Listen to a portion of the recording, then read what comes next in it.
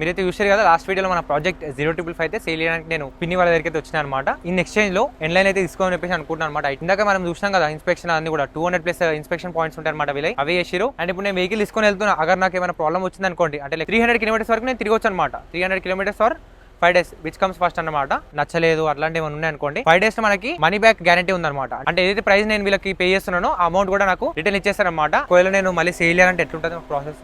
చెప్పాను కదా మీకు, అషోర్డ్ బైబ్యాక్ ప్రైస్ అనేది మెన్షన్ ఉంటుంది.